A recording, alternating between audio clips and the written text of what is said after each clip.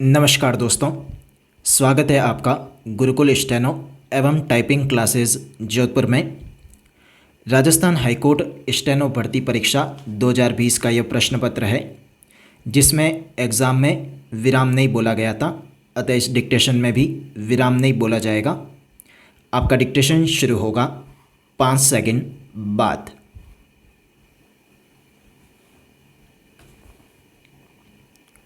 राजस्थान आबकारी अधिनियम की धारा 54 के अंतर्गत आरोप के विचारण में किसी व्यक्ति या व्यक्तियों के अनन्य एवं चैतन्यशील आधिपत्य से अवैध शराब अभिगृहित होने के तथ्य महत्वपूर्ण होते हैं।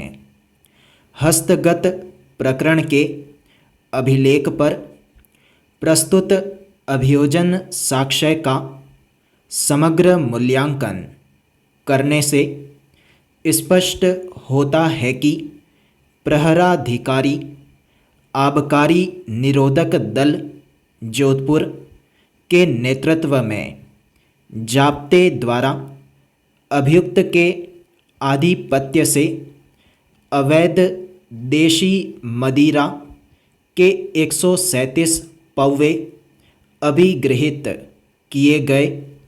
मौके पर शराब के नमूने लिए गए जो विधि विज्ञान प्रयोगशाला में परीक्षण हेतु भिजवाए गए, जिसकी प्राप्त रिपोर्ट के अनुसार उक्त नमूनों में निर्धारित मात्रा से अधिक अल्कोहल पाया गया।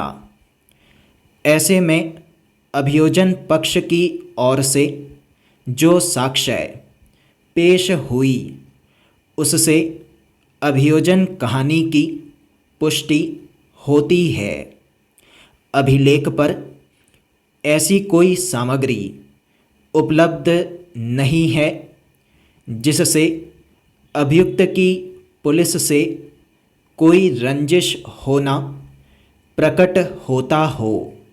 पैरा बहस के दौरान अभियुक्त के विद्वान अधिवक्ता ने तर्क दिया कि हस्तगत प्रकरण में बरामदगी के किसी स्वतंत्र साक्षी को न्यायालय में परीक्षित नहीं करवाया गया है, जिससे अभियोजन कहानी पर संदेह उत्पन्न होता है। इस संबंध में न्यायिक दृष्टांत ज्ञानचंद व अन्य बनाम हरियाणा राज्य में माननीय सर्वोच्च न्यायालय ने यह अभिनिर्धारित किया है कि यदि पत्रावली पर उपलब्ध अभिलेखीय सामग्री से अभियुक्त को झूठा फंसाए जाने का कोई कारण दर्शित नहीं हुआ हो तो स्वतंत्र साक्षीगण की अनुपस्थिति मात्र से ही अभियोजन कहानी पर संदेह नहीं किया जा सकता है। ऐसी स्थिति में माननीय सर्वोच्च न्यायालय के उक्त न्यायिक दृष्टांत के प्रकाश में प्रतिरक्षा पक्ष की ओर से लिया गया यह बचाव स्वीकार किए जाने योग्य नहीं पाया जाता है। साथ ही अभिलेख पर परीक्षित अभियोजन साक्षीगण के कथनों को मात्र इस आधार पर अविश्वसनीय नहीं माना जा सकता कि वे पुलिस विभाग के अधिकारी व कर्मचारी हैं।